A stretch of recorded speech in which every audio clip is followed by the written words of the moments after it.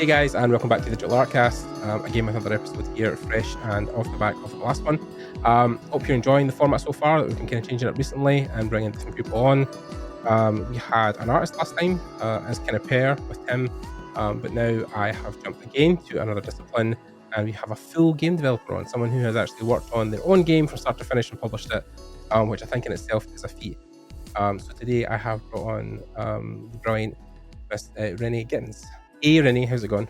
Hi, doing well. Thanks for having me. No, you're more than welcome, and it's been great, honestly. I was just saying to my partner before I started the podcast, I was interviewing you, and she's very excited because she's been a fan of your TikTok and then potions, and then when it got released, she's now been playing it in the background after work, so she's enjoying it very much so. Oh, that's really wonderful to hear.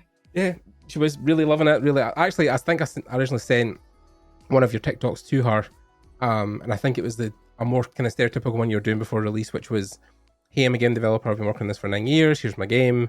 And then I saw it was like not only witch themed, which, you know, absolutely is up her alley, but potions and stuff like that, and a little 2D kind of cozy game. So I was like, here, you'll probably like this. And then we kind of followed you all the way up to release. And then, of course, what happened at release and after release subsequently, which has been really interesting to watch as well, which we can get into. But for those who don't know you, could you just give a quick intro of who you are and what you're doing? Yeah, absolutely. So my name is Renee Gittins. I am a game developer. I've been developing games for almost 12 years at this point in time. I am a self-taught programmer and game developer, and I currently run my own studio called Stumbling Cat, which recently published Potions, A Curious Tale, a cozy adventure crafting game. I've worked on many other titles throughout my game development career, and most recently I was the general manager of Phoenix Labs Vancouver, creators of Dauntless and Fae Farm. And prior to that, I actually supported all game developers as the executive director of the International Game Developers Association, which is a nonprofit that supports and empowers game developers around the world. Well, I mean, wow. Straight away, what a resume, apart from just, just a game developer, but like, yeah, you've obviously had your all fingers and toes inside the game development circle for a long time.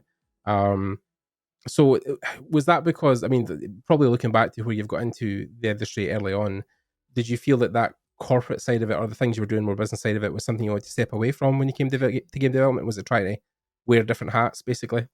Yeah, so I actually got my degree in engineering with a focus in mechanical engineering and became a biomechanical engineer.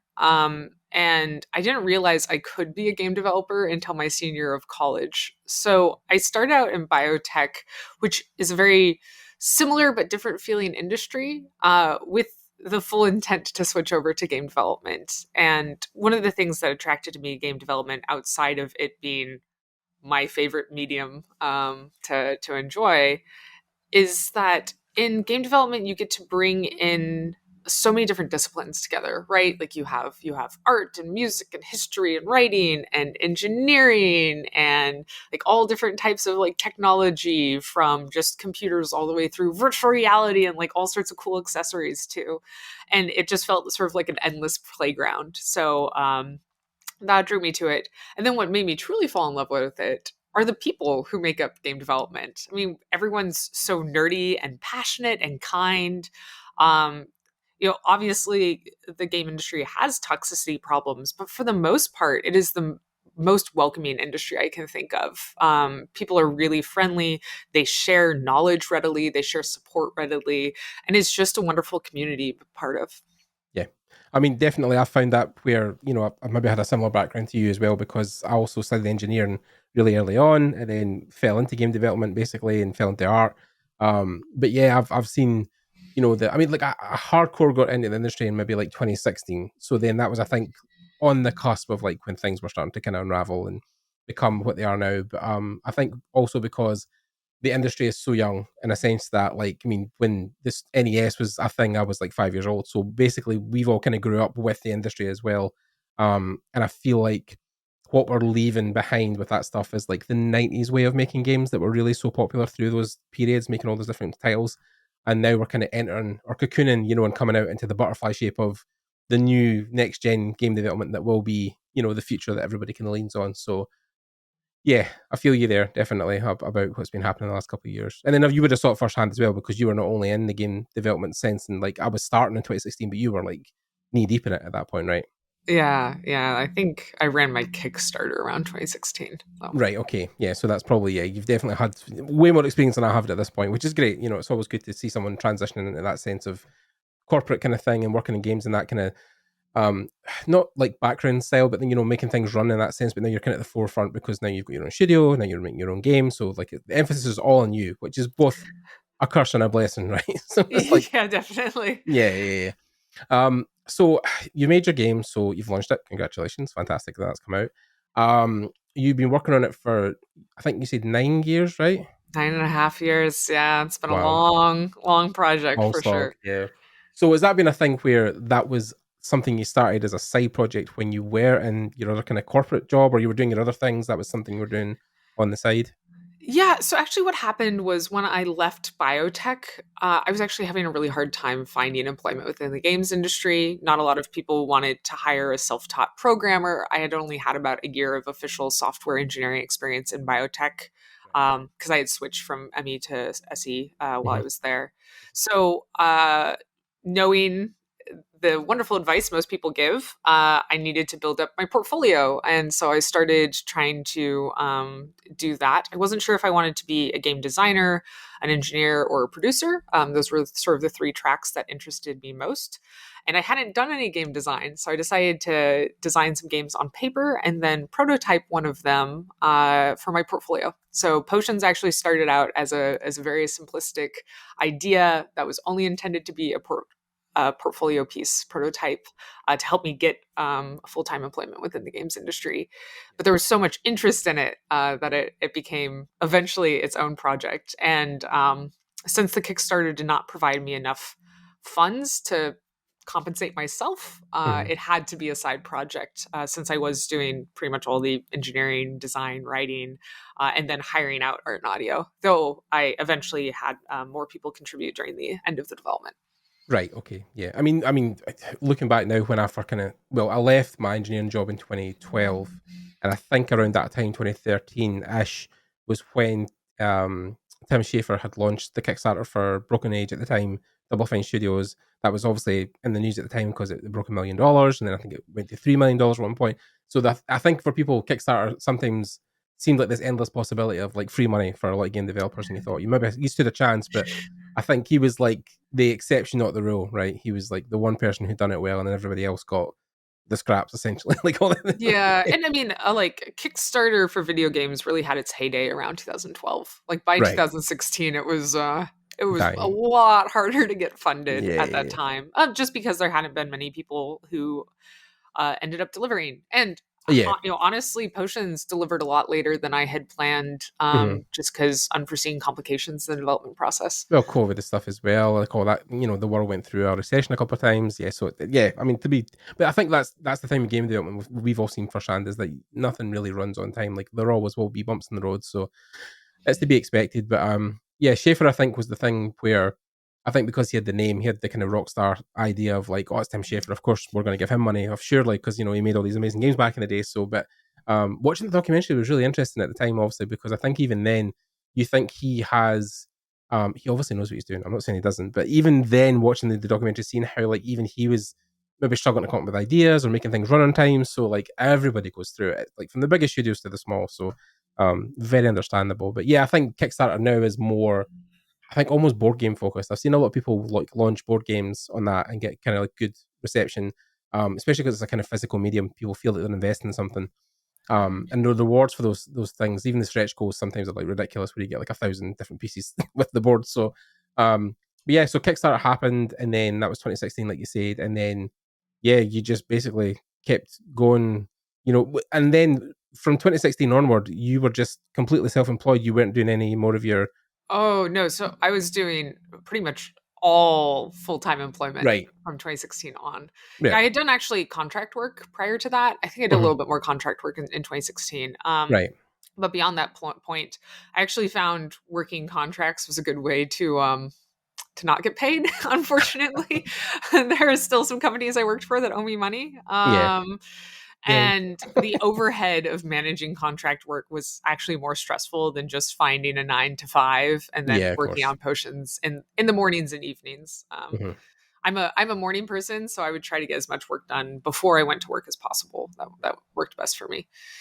Yeah, and I think also the idea of like, you're doing this on the side, but then if you were also working a full-time job in the games industry, it was also giving you a sense of like what you should be doing or what you should roughly be looking for or aiming for goals. Yeah. So you're getting experience as Absolutely. well. Yeah, yeah, yeah. Yeah, definitely all of the learnings that I had throughout my game development career, I brought into potions. So, even if I had all the time in the world, I don't think I could have made as good of a game as I did if I had just done it all in my first chunk of experience there. Yeah, it makes sense. Yeah. And then is that a thing where you're still currently doing kind of full time and this is a side thing, or have you kind of made the switch to full time dev now? I switched to full time dev about a year ago. Okay. So I saw Phoenix Labs through an M&A process that led to an investor backed management buyout, which Hmm. is a mouthful to say, but that's technically the correct way to say it. Um, and then I was like, all right, I have the money, I have the skill, I have the time. I'm just going to finish potions. Yeah, And so honestly, I crunched myself pretty hard over this last year, I can but I imagine. wanted to leave nothing on the table. I wanted to make sure that it was exactly the game that I envisioned. And yeah, it feels weird that it's out the door. I mean, I just gave it an update patch like 2 days ago, so Right. it's not done. Yeah, yeah, yeah. But it's there. I mean, tens of thousands of people have played it now. Yep. The demo being free Hmm. has had a lot of players through that. And yeah, it's really wonderful. Actually, I've gotten a lot of fan mail, which I didn't expect. Oh, Like I thought as a game developer, like 2 or 3 years down the line, I'd get an email from somebody who was like, "Hey, I played this in high school and now I'm going to college to be a game developer and I just wanted to know like you're an inspiration." I didn't expect to be getting like multiple emails and dozens of messages a day of people who were just like so thrilled and supportive and mhm. kind, and that definitely helped offset the other stuff, which I'm sure we'll talk about. Yeah, of course. No, understandable. Yeah, I mean, one of these things you try to do things for the sense of like you wanted to, I saw the quote where like you weren't really doing it for the money. You just wanted to put a game out that you felt when you were 12, you would want this game. Basically, this is something you would have played. And I agree. Like it's, like at the end of the day, we're all human. We need to pay bills. You can't get away from that fact. The only certainties in life are death and taxes. But you know, you get into this job, or at least I did, because I was. Let's be fair. As an engineer, I was better compensated. And I didn't do Oh as yeah. much work. There was times that it was a wee bit quiet. You can get away with not doing a lot during the day, and you still would get paid. Um, so when I came into this career, it was purely for the passion of drawing and painting and making 3D models. Like it was the love of it that you go into it for. But like even with the podcast, it was the same. Like this has been a non-profit for nearly 10 years now, and I've never took any money or any sponsorships. I've basically just either attached a name to it or tried to get people to kind of share my stuff. But like 2 or 3 years ago, I started to get in those emails because my things had went for so many years where people were like, I'm about to leave my job because of your story. Like I knew you left your job as an engineer, so I'm going to leave now. I'm going to art school. So like yeah, those types of emails it keeps you going. It makes it like the sense that you might be poor, you might not have as much money as you want, but you feel you've enriched someone's life. And I think the impact you make on other people's lives is way more powerful than any paycheck. Absolutely. I completely agree with you. Yeah, Yeah, I mean, as you said, I did not create potions to make money, right? Like this was not intended to be a profit yeah. generating. It's not a Fortune 500 kind of company. Like it's not you're going to banking No. or something. It's like, yeah, Honestly, like my minimum goal was like if I can just ship make the this money back game for paying in it. without Yeah, losing money, money. and Yeah, I'd actually accepted that I probably would lose money on the project. I was right. Yeah, sort of treating this as like financially it was like college 2.0, like yeah. because I used this experience Hmm.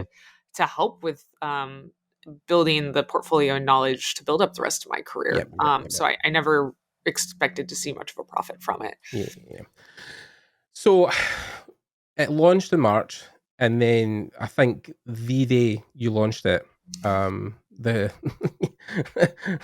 the shit just rained down on you. It was one of these things where it launched in Steam, and then EA decided we're just going to publish 12 games in one day, and Yeah. yeah, that happened. Yeah. So I'm a planner. I'm Hmm. definitely a planner. And the general the general theory is if you can launch your game with at least 7,000 wish lists, 10,000 to be safe, Right. between the sales your wish lists will provide you Hmm. and getting some reviews from them, you Mhm. will land on the new and trending page, because the new and trending page is generally rank ordered by games which have qualified into new and trending, and you get about 2 million impressions per day, a few thousand wish lists, and hundreds of thousands of sales. So basically, if you're an indie, you need to be on that page. It is like the best marketing that you can have for yourself. I went in with 21,500 wish lists. So I Okay. kicked the like base number out of the park. So I was Mhm. like, I had been doing all this forecasting. I'm like, okay, with all of this, I will be on new and trending for at least 4 days. I'm launching on International Women's Day on the eastern side of the world. It was technically the day before where I am, but if I, time zones are Mhm. fun. And so I was like, this is set up like perfectly. This is going to be like the best marketing beats. I have like all the best preparation.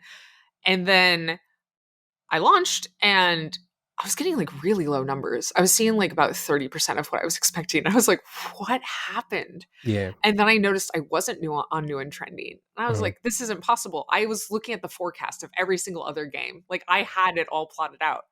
And it was because EA had shadow dropped 11 games. You know why being a game developer sucks?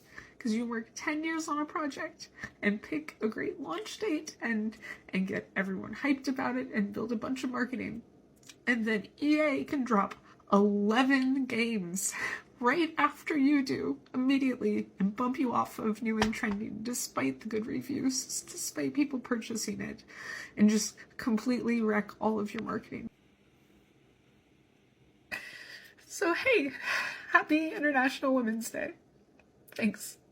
And Mhm. it was funny because I think like the Command and Conquer series, which were 7 of them, I think you could only buy them as a pack, but they were still listed as 7 different like SKU numbers. Individual ones, So right? they still bumped 7 people down. And obviously I wasn't the only indie game affected. There was a ton of games that were No, bumped of off course. this Yeah. list Yeah. by this. And I was just devastated because I had done 10 years of work. I mean, not full time work, but 10 years of work, like months of planning, all of this forecasting. And Yeah. then just like this, Gone. someone said like this 600-pound gorilla just came in and just bashed everything like, completely unexpectedly. And so, Yeah. as you've seen since you watched my TikTok, I had posted this situation online and I talked about it on TikTok and I was like, hey, you know what sucks about being a game developer? You can work 10 years on a project and then Mhm. EA can launch 11 games, shadow drop 11 Mhm. pre-released games, Mhm. previously released games unexpectedly and like put all of your work to shame. Yeah. Um and at the end of that, I said, so happy International Women's Day. Right. And ooh, that Oh that yeah, I've seen last some of that the last comment there did not go over well with some people. which is a I thing, was like, you weren't I mean, I know, and my partner knows, you weren't saying, I mean, especially for the perspective of her being a woman, it's like, she obviously wasn't saying that to get clout of like, "Well, they've obviously done this because I'm a woman." no, That yeah, wasn't of what you're course saying not. at all. No. Yeah, yeah, because 'cause I've seen the Asmund Gold clip thing where he's talked about it, and he's been like, I'm not a fan of Asmund anyway, so, like, I don't give a shit, but, like but, like, yeah, he talked about, like, like, the Reddit post have said, "It's because she thinks it's because she's a woman," and, like, EA would even know you existed at this point, you know what I mean? No, They've got their own problems, like, they're not they didn't just, they weren't planning for 10 years, like, "Right, this Renee woman, like, we're really gonna get her." But, like, yeah, but that whole thing just, it grew arms and legs, like, from when you posted that TikTok, right? yeah, and it was really interesting seeing TikTok's algorithm in the works because like I was watching this kind of happen live. Live, yeah. And it starts off by sending it to people who like my content, right? So Mhm. people interested in indie games and game dev, and everybody really liked it. So immediately super positive, super supportive, and Mhm. then it like expands it and there's more like people who like cozy games Yeah. and girl gamers The and things, fringes and the and they niches all keep really like expanding. it. Yeah. And then it expanded it to like larger groups of gamers, and it found that like there was a set of gamers that engaged strongly. Right. They weren't kind with their engagement, right? They were Yeah. angry. And so it was like, oh man, this group of gamers who get angry about Mhm. this woman being upset, Mhm. like, oh man, they're really engaging a lot. And so it just like shot it into Yeah. like that community. Yep. And it was instant toxicity. It got like cross posted to 4chan, and I was getting like all What's of that this still a like thing? Oh my god. awful hate. Yeah, my so I was like trying to hot fix, Mhm. because obviously you end up having to hot fix things when you launch them. Of Nothing's course, yeah. perfect, and when you suddenly have lots of people, so I was trying to hot fix and also like delete these like horrible toxic threads, and getting like death threats and so many like Oh my kill yourself god. messages. And What? someone came into my Discord server and started spamming like really gross graphic porn, like my game's Discord server. So Jesus Christ. yeah, that was really rough. I like so I don't want to understate the outpouring of support. Like, so many people were so sweet, Yeah. and so supportive. Uh, but in that moment, the only thing I could think about was all of the toxicity, because I don't have a community management team, right? Like, I'm the community manager. So It's if just I you. didn't Yeah. want my forums to just be this like cesspool, I had to actively engage with people who weren't even disliking the game. They were like criticizing me as a person. Like, so Yeah. many of the things were like, you're emotionally manipulative, go cry, go kill yourself, like you're a terrible person. I'm like, I just had a bad thing happen and I was upset about it. I was like, I'm sorry. So yeah, that was actually really a big mental health struggle for the first couple of I weeks. can imagine. Yeah. And so I've been trying to be very gentle with my mental health. Yeah. And you know, people have noticed I'm not posting as much. I'm not really responding to comments because there's just so much hate. I can't read it without Yeah. struggling, No. unfortunately. Yeah. I mean, it's one of these things where my girlfriend would kind of laugh and say, "Welcome to being a woman on the internet." It's like the best of intentions you could have had for anything you ever done, people will always twist it to be something else and make it out to be that you're attention seeking, you were crying because it's one of these things that you're never setting out to try and be this type of person, or you're never trying out to put this message across as, oh, woe is me. But some people literally just need to vent, and they find that social media is a good medium to do that. And like, fair, I get how some people can also be bad actors in the sense that they'll maybe play off people's emotions and feelings and try and maybe capitalize on it, and like, fair, whatever. But like, I think with the background of what you had been doing the last couple of years and the way your TikToks were kind of made up, is that you just wanted to make a fun game. You were only concerned about making other people happy and wanting to deliver something that was fun. Um, even some of the reviews I've seen where it's like, maybe this isn't great or this isn't great. People forget you're one person. You can only do so much, and it just really proves to the fact that, I mean, we worked on a game jam. I've worked on a couple of game jams at this point, obviously, because I love game jams. But we had one called Tomato Mare that went super viral. At one point, people were speedrunning it on Twitch. But like, on top of like the small group that initially found it that really loved it, we had this whole other subculture that just like, this is terrible. The model and and then when they find it, it's like two people over 3 days that were like, well, no, fair enough, and you cannot win at any angle. You try to post things and make people happy, and yeah, it still ends up shit. So yeah, it's life Yeah. basically. Yeah. I mean, I didn't expect everybody to like it, right? Like, I Mm, know that my main audience is women. First of right. all, it's a fairy tale based cozy adventure game with combat. It's basically like current cozy games, but with actual like action Yeah. adventure like elements to it, Yeah. which I think is missing. I don't think there's a lot of things that fall into that. Like, No. everything has like, some things have like, you're fighting in the mines, but Right. very few of them have that more, I don't know, like Zelda-esque Yeah. approach. And it's not that like you're trying to make it so that men couldn't play it, but you just know that those type No. of games are more appealable to women. That's more like your general audience for those types of games. So yeah. Yeah, exactly. And it's certainly not exclusive. It doesn't, No.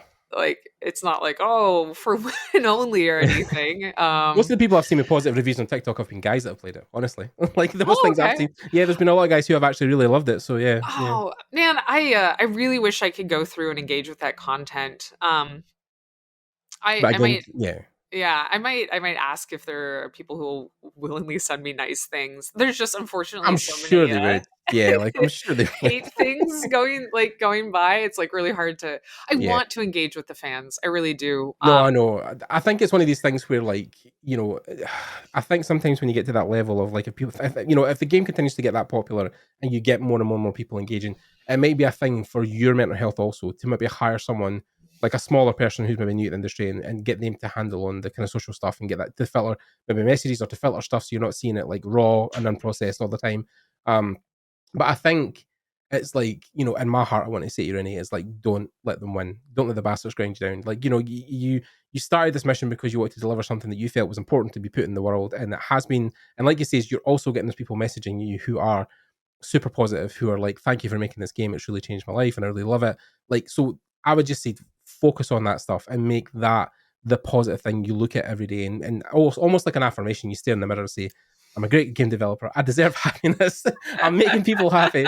Like, yeah, you need to go down that route, because like, yeah, those people will probably disappear in a couple of weeks anyway. Like, they will move on and go to something else. They never are, the people who like will stay forever. They'll jump in for the clout and for the, the whole thing that's popping off, and then eventually they'll find somewhere else to go do something. Something else will come out that'll catch their attention, and they'll move on again. So, Yeah, absolutely. yeah. And I mean, I know I've done a ton of like advocacy work for game developers. I've been a very outspoken person, Mhm. but I feel like not a very controversial person. Like I No, know, like I don't feel like there's a lot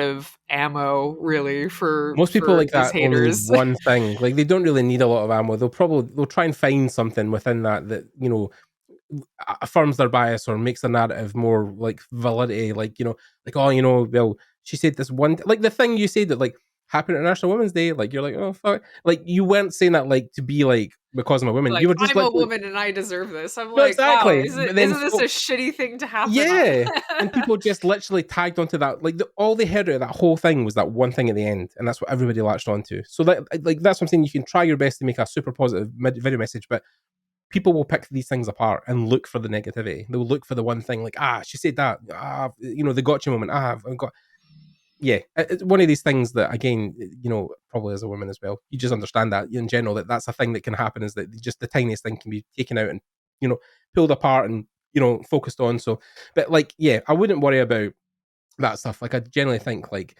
the game is great.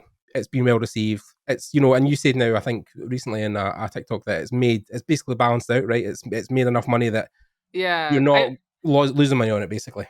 yeah, absolutely. Yeah, it's actually it's been a little bit more than how much money I put into it. So I was able to hire back our animator, and we're updating some of the art assets for Oh, characters. fantastic! So Yeah, great. the update that just came out had updates for Sinbad, the deckhand, and Corey, the innkeeper.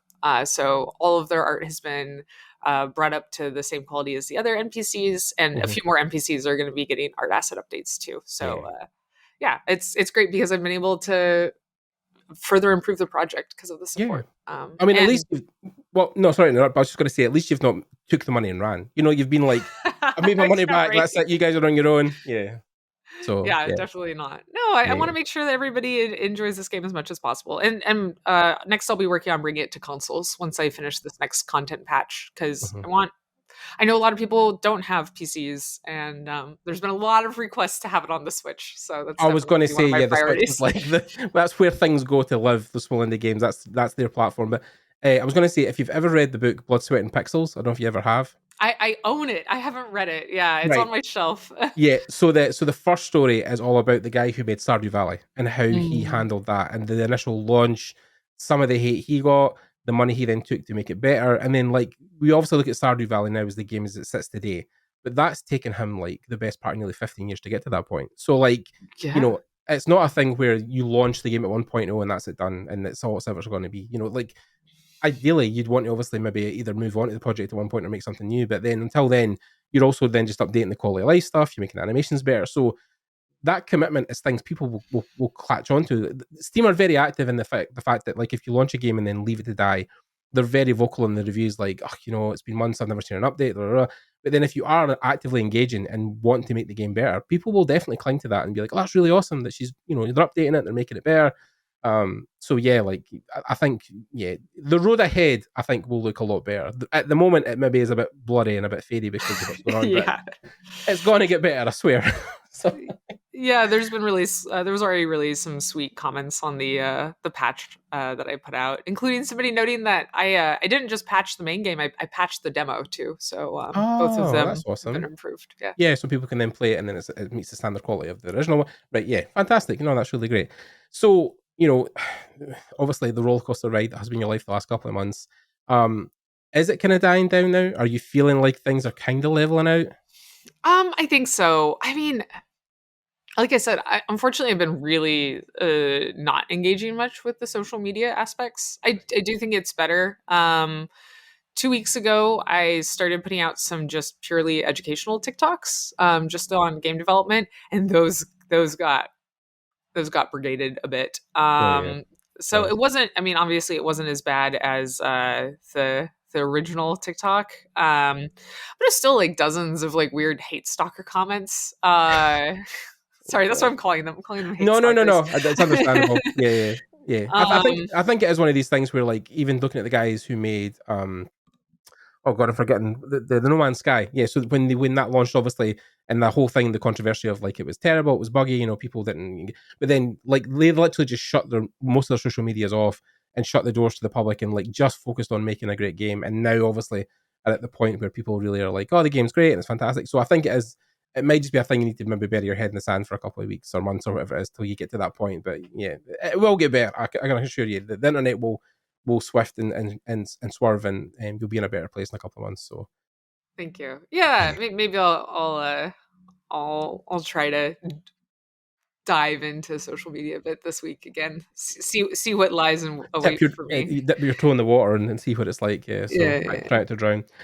Okay, so yeah, so the game's launched. You've patched it. You're still actively working on it. Is this a thing also now where because of how kind of well it's done, are you thinking of like bringing more people on to add new features that maybe weren't originally planned, like with the scope? Are you thinking that there's something else you maybe want to then expand into past what you've already made? So definitely, I have some more quality of life features. Almost all of the features that I need to work on are pretty much purely programming. I mean, some of them have some UI aspects, but I can hack around with Photoshop enough to get those things done. Like I said, there are a few more art asset updates, but Yep. it's probably mostly on my plate. Hmm. And then I do hope to do additional content with the console games. Like I just Right. hope to put in some more end game content. I haven't planned that yet, so I don't know what Yeah. I'll need for it. I definitely have a reuse as many assets as possible approach in game development in general. Um, but I can't say what like the future holds there. Of course. I'm basically trying to, once you do the final encounter and you sort of like beat the game, Hmm. I want to add some more content at that point. So that everyone can enjoy it, including people who've played it on Steam and beaten the game already. So it'll Right. just allow them to load straight in and enjoy from there. The extra stuff, yeah, yeah. I mean, it's your roadmaps are usually quite difficult because, yeah, sometimes, especially as an indie dev, you feel like you put so much focus on just getting the game out, like just launching it. At this point, that was the hardest bit. So then people are then like, "Oh, what have you got planned next?" And you're like, "Oh, well, I didn't even think about that. I've got like maybe more stuff. I don't know." So, but yeah, like I think it is one of these things where these things will come to you naturally. I think also as you get feedback from the gamers, like as people come on and say, "I love the game, but maybe add this or this thing could have been cooler if this was if it was blue instead of green or whatever." But like, yeah, that will obviously be like a more organic thing where that conversation will happen and you'll feed that back feed take that feedback and put it into the game as it kind of evolves and develops. So yeah, I think your community will do more for you than most people will. Where they're, especially people in the Discord who want to be there and are fans, they'll definitely have more quality life stuff that they'll want to see. So, but yeah, but then it's a thing where, is that a thing in the future you'd envision is like actually having like your own studio in the sense like people working for you full time and like having like your own maybe like business or like place to work and stuff like that, like the traditional game dev kind of look like, is that a thing you would want to have in your life?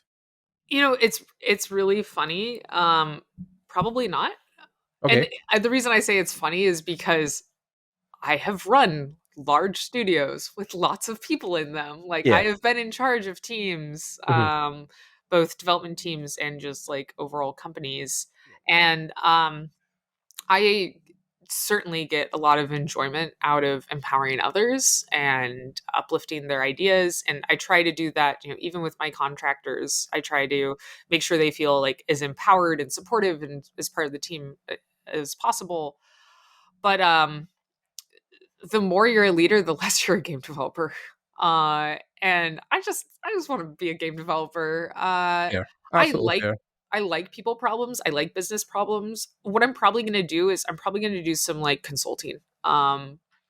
Cuz I love helping other people. So I'll probably just do that on the side and then, focus on being an indie dev, making smaller projects than potions as much as I can. I mean, indie dev is not always sustainable. So we'll see how I do on that front. Yeah, it's unfortunate. I think just the way the world is at the moment, and because there's just so much content, right, and everything, not just games, but movies and TV and film and clothing and music and oh my god, going on and on. Yeah, like I actually interviewed at a small studio here in Edinburgh in Scotland, and after the fact, I didn't get the job, but then I actually got quite friendly with the guy who owns the studio, and he was saying, he's been trying to run his own indie dev for a while. He has maybe like 5 employees, so in a sense, he's done okay. But when they launched their latest game last year, they were just saying that like I think it was something like 1,300 games a year on Steam, and it's like you're really just playing a numbers game at that point. It's almost impossible to really stand above a lot of things unless you have a super unique idea or a total like spin on something. So yeah, I get it. The dream is obviously like you always want to own your own thing and make your own thing in the world, and it's part of you, and it's one of these things that can live forever as your legacy. But yeah, the way the world is currently, it's just difficult because capitalism's kind of ruining everything. The world is kind of on fire at the moment. Like, so yeah, it's not the dream space. And me as an artist, obviously, like um with AI, like it's a whole thing where that is a problem we're facing. Like everybody's really worried about losing their job and what's the industry going to look like. I think that's kind of calming down a bit now because a lot of the seniors that came out recently, and including guys like Feng Zhu, who are like huge guys in the industry, they've said that like it's never going to really replace us. It maybe will make people have to up their game a little bit, but it's not going to be a thing that like makes everybody jobless. So, which is a bit reassuring, slightly reassuring. So, Yeah, yeah, one of the things that I always find reassuring when it comes to like new technology and AI and things in game development is I don't know a single game project or game studio that doesn't grow to fill the size of their budget. Like yeah, if you say like here's $20 million for a project, but you can save $10 million if you use AI, they'll right, be yeah. like, great, we're gonna spend $20 million on the project and use the additional like $10 million of To do stuff in savings the AI, to do yeah, other things too, yeah, yeah, right? Like it's not like they're gonna be like, oh well, we can make this whole game for cheaper. It's gonna be like, yeah, oh, we can make more content, more quests. Like, yeah. yeah, AI can do rock textures, but We then can we can hire more build voice actors. We can do this and that and the other thing. And yeah, yeah, no, exactly, yeah. exactly. I mean, we talked about Tim Schafer when he launched Broken Age, but the thing he found out that was like, I think his original pitch was $250,000 for the game, and he was like, I can make like a flash game in a couple of weeks with like two programmers. I can do that. But as soon as it got to 3 million, then the scope creep came in, where it's like, oh, now we can hire voice actors. Now I can write like 3 full acts. Now we can do like full graphics and put it in Unreal Engine. Like, yeah, 100% back in what you're saying there is that people, as soon as the money becomes available, it's like, oh, we can do so much more because your vision then grows with the budget. You think, oh, we can do all this extra stuff. And, it's difficult, I think, even with the thing with Naughty Dog, where they talked about recently. I watched their documentary on making The Last of Us 2, and they say that the whole thing about how they try to avoid crunch. But the reason if you plan a project really well and you feel like you don't have to do crunch, all that then really opens the door for us. Will we have all this extra time? Let's make all these extra features, and we're still crunching. So yeah, it's a double edged sword with game development. It really is difficult to balance that because at the end of the day, because we're so passionate, we just want to make the best thing ever. That's what Well, we want to do. exactly, exactly. And it's not like business software, right? It is not, we are helping a user do a specific task, Yeah. right? We are creating a world with engagement and empathy and everything else as story characters. And you can always make the world more reactive or deeper or more refined. Mhm. And if you have the opportunity, it's really hard to say no. So yeah, I think that it's an endless well. Yes. Games are never finished. You just run out of time. It's what I've been told is the famous line. Like you just at one point you have a deadline. It has to come out, so you just can't do anything more. But now, of course, with the way modern games work is like with hot fixes, like with patches, you can then keep working on the game after the fact and add more stuff down the line with DLC or things. But that's a testament to you also as a game developer because like I said, with all the basically hell you've been through the last couple of weeks, you could have just said, okay, I've made my money back. That's it. The game's out, the money's in the bank, fantastic. Let's move on to the next thing. Feck all that. But what you've actually done is then went back in and fixed things and made things better. I mean, that's the true game developer, is that as shit as things have been, you still were committed to making the best thing you possibly could. So, like, congratulations to you in that sense. I mean, so it's Thank you. I'm actually beating myself up that it's been like a month since my last patch. It's no, like, no, no, oh no, no, I could have been more no. effective, but Round it of was really applause. not Round of perfect. applause. Come on. Thank you. Thank you. Yeah. But no, like, seriously, like, because I mean, it was one of these things where someone years ago, when I was really struggling, because I came from a job obviously where some days you get paid to do nothing, the money was quite lucrative. My job wasn't like, it's nothing like what the games industry is, and it being so competitive and so demanding. And I kind of got down at one point and was starting to question, like, is this really for me? Should I really be doing this? Do I really want to be an artist? Maybe I should just give up. And I don't want. But then what someone had told me was, like, if that was the case, if you really didn't want to be a game developer, if you really didn't want to do this and give up, you would have done it months ago, years ago. You would have been finished with university or your training and then said, well, the hell with that, and just chucked it away and walked away and done got a normal job. But you didn't. You kept going. So the fact that you are drawn to it so much just proves that it's in your bones. Like, you want to make something, you want to be a developer. So, like, yeah, if that's the response you've had to all that hate is to make the game better, Thank you. credit to you, Renee. Credit to you. So, yeah. That reminds me of something I said recently when someone was talking about like work culture and such. And I Mhm. said, I want to retire from making games so I can spend my time making games. Oh yeah.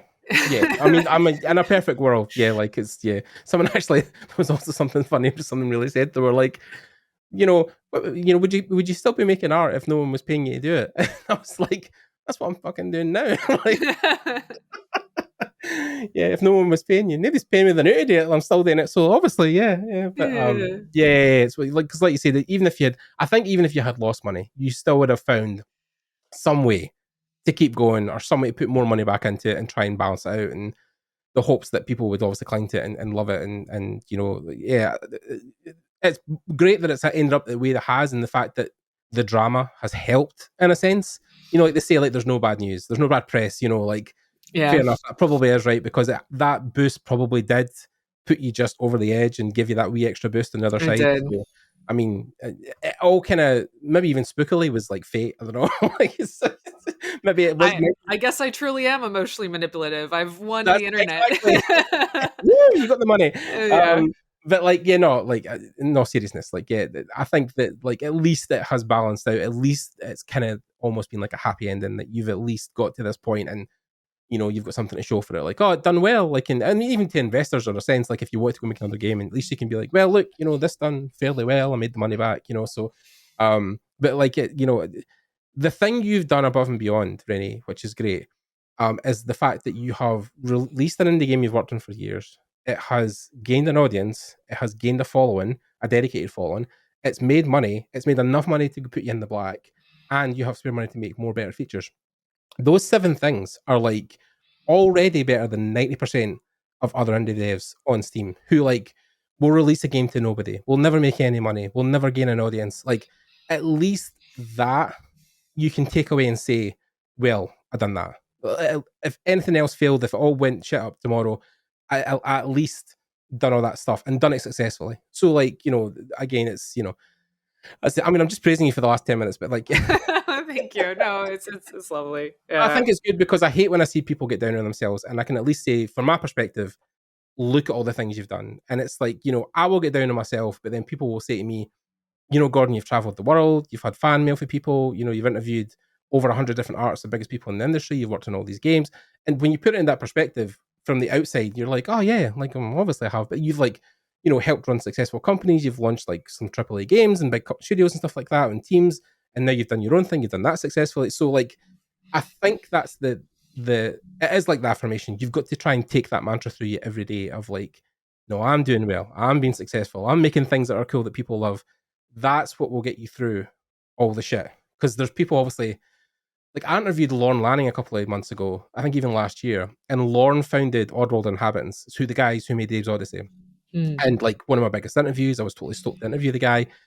And every comment on that video was like, because I said or aha or yeah every couple of seconds, that's all people focused on. Like it didn't matter that I interviewed one of the biggest developers that's ever existed. No, it was because I was saying aha and agreeing with them every couple of seconds. People wrote hate comments. So like, Oh, there's always going to be something. Like you just cannot win with people on the internet. Like, but then at the end of the day, that's the people that will really no matter in the long run. The people, the relationships you form within that studio, the people who play your game and write you fan mail. That's the focus. That's the people you want to really zero in on and make sure that you're giving them all your attention. So yeah, and obviously this game is for anyone who wants to enjoy it, no matter their gender, no matter their age. yep. But the cutest thing, and I will probably tear up while talking about this, I Oh get like videos of like parents recording their like 9-year-old daughter being like, I love Potions and Curious Tale. And it's like it's so cute. yeah, And because like I am so happy that it is working to inspire that generation. Because I know it like I grew up on first person shooters. Like, I didn't have a female character in any games that I played, a playable female character yeah, for like 6 years. Like, when I started playing JRPGs. right, yeah, And yeah, that's what I'm looking forward to. I'm looking forward to hearing more about people who are inspired in their youth by content I've made, whether it's potions or TikTok videos or yeah, I've tried to do some educational videos on YouTube as well. So yeah. I mean, just wait. This is going in to make you 10 emotional. years, I'll hear from them. Yeah, but just wait. Here's the thing that'll get you emotional is just wait till you find someone at a con or something you're speaking at, and someone dresses as your main character and turns up in front of Oh you. yeah, That's going to be, yeah, that'll be a whole thing in itself. So but then like even my partner, like, being a woman, being someone who plays games, they had a particular style or they played certain things because like a lot of games didn't really speak to them. But like when she saw potions, she was like, oh my god. And I was like, oh, by the way, it's a woman that's making it, it's a woman developer. And she was like, no way, like, because she didn't know that like really that was a whole thing, like a woman-led studio. But like, yeah, like it is a thing where like people just do not see that when game development, and especially like I think even more in the indie scene, there's less of that in a sense that it's not at the forefront anyway. It's not something that really people pick on straight up when they're looking at indie game development, AAA. Like women in games is not a thing that's like really been at the forefront. But like, hopefully now with the next generation, the way game development is now changing, I'm hoping that's going to be that something that's more common because we definitely need more women in games because it's even being at a big studio, you would have seen it, like maybe out of, 100 people, like maybe 20 of them are women, so it's like, yeah. you want to try and even that number out as much as you can, basically. So, Yeah, and this is something I say all the time. I mean, diversity benefits everybody. Like certainly it benefits um, audience from mhm, like the fact that I wasn't trying to make Potions of Curious Tale for girls. I was just trying to make a game that I thought was cool, and it turns out I'm a woman, so I made a game that women like. Um, but even when it comes to just like problem solving, if you have four people with the same background who went through the same degree at the same college and they get together on a team and they're given a problem, they're going to be less effective at solving that problem than four people with different backgrounds, with different experiences who get put together on the same team. mhm. Because diversity of thought and experience and problem solving approaches just makes groups of people much more effective at solving problems. Yeah, Like, 100%. Yeah, I mean, there's a whole thing, especially when people would generally be in the games industry because they came from an affluent area, in the sense that like they could go to a good university that had computers, or they could go to a place where programming was more acceptable. Like Naughty Dog, which I loved, again watching the documentary, was they now give money to a kind of non-profit as well, where it brings people from impoverished parts of Los Angeles into game development, where they wouldn't typically have that resource to then go into like good schools or good, universities and get that kind of training. But their money that then goes into that fund is then allowing people to go to school and try and get those skills that they probably wouldn't have had if they left high school and went to somewhere else. They probably would have just had a normal job. But yeah, like, yeah, it's not even just a thing with like gender or sexual orientation. It's literally just where you grew up will be different as well, because the stories you have as a person growing up is things you will then bleed into your game development cycle, because you remember like when you're growing up and like only had this certain friend, or I had this pet that was really cool that I want to include in the game. So like, yeah, I couldn't agree with you more. Like, I definitely think you're on the money there. Diversity, it helps everybody. So yeah. But then is it a thing where now moving forward, you would want to then use this as a vehicle, do you think, for like female game developers as well? Do you feel like that's a thing, like a flag you want to fly, or you're not really bothered in a sense? Like, yeah, Yeah, so I'm actually thinking about doing more content creation that I have the bandwidth. It was, I people have noted that I had like periods where I wasn't doing a lot of content creation around potions, and that's because I didn't have a lot of time and I wanted to spend it all on the game. So now I don't have to be hitting game dev 60 hours a week, right? right, So I do have more time and bandwidth, and so I would like to create more educational resources, completely free. I'm not planning on charging for any of this stuff, and I'd like to do it for two groups. One is for people who have never touched game development before. This is like young girls, young boys, whatever. I want to do it to people who are just aspiring game developers and just right, want to hear more about game development. And my most recent TikToks were more for them. yeah, Um, I also I miss a lot of the work I was doing at the IGDA. I actually created several white papers for studios and studio executives particularly, and I would like to create more resources around that, particularly with like the recent layoffs. yeah, You know, like yes, layoff sucks, and like yes, sometimes they're unavoidable. Like game development is not easy, it's not yeah, always profitable, like sometimes shit happens, but I think there was a lot of bad decision making that set up a lot of these companies to fail, and I want to try to share my knowledge the best. Like obviously, I can't say like I am the god of business operations and management, No, but but you've done like something successfully, so at least you've got a track record of doing yeah, it. I mean, So, I think that one of the areas that is unfortunate about game development is like we all come up through game development, and um, it is very hard to have both a large amount of business knowledge and experience and a large amount of game development knowledge and experience, because those are usually gained in two different areas. And so I think that there is a lot of lack of information, particularly at like the small and medium studio level, about mhm, like how to properly plan, how to track, considering that all the growth during COVID was going to not be permanent, maybe even like go backwards. And I want to create resources that both game developers and game industry studio heads can sink their teeth into. So some of it's going to be more on like technical nuance side, but I'd like to do a lot around just like how to run a healthy business, not only for the business but for the employees too. I mean, it's always going to be great content. I think, like you said, because yeah, what you're saying is right. It's now with the breakup of a lot of big studios, there are people who are now forging their own paths and making their own studios. I mean, like literally, like I run a Discord for people in game dev. I kind of like it kind of had a huge growth when the first round of layoffs happened. I think during Blizzard when the 1900 people were laid off. So we went from like 200 users to 1500. So we're like a huge server now. And within that server, there's a group of like 10, 11 people who have now formed like an indie dev in the server. So they like meet every Saturday in the server and have like a meeting, and they're trying to build like their first game, which is like crazy because obviously there's women in it as well. So that's fantastic.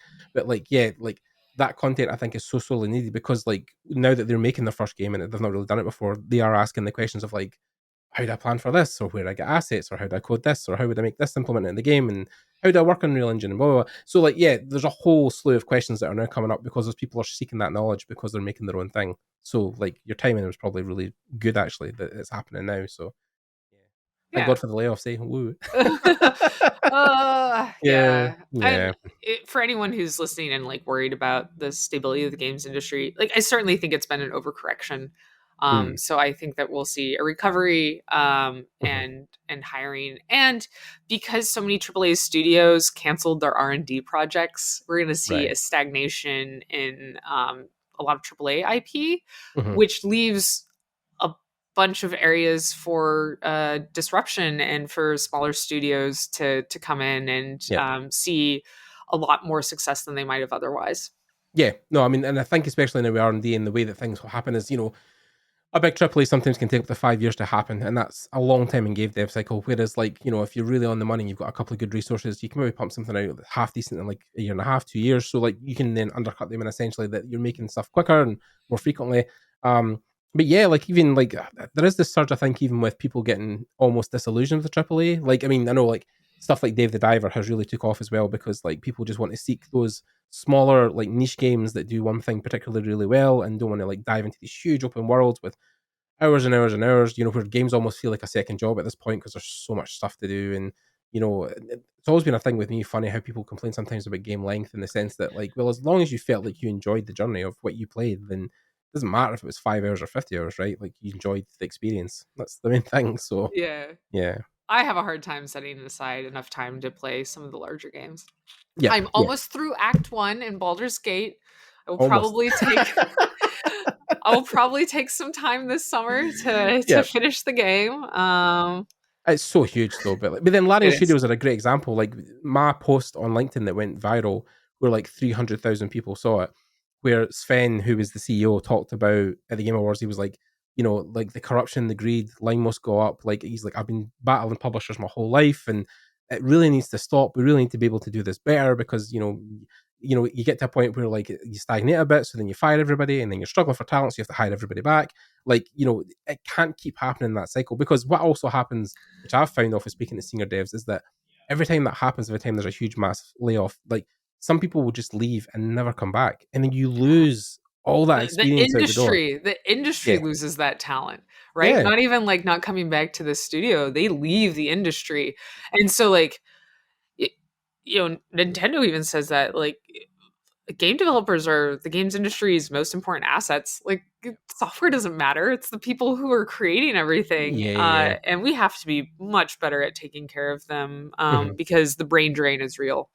Yeah, yeah. I mean, a lot of people will leave the bigger aisles of AAA because it's just like, one of my friends said at one point when he was working at Naughty Dog, it was like the Olympics. You can do it for like so many years, but then eventually just you can't keep up anymore at that pace. It's just way too much work, way too much expectations. You're burnt out at the end of it. You're just so drained.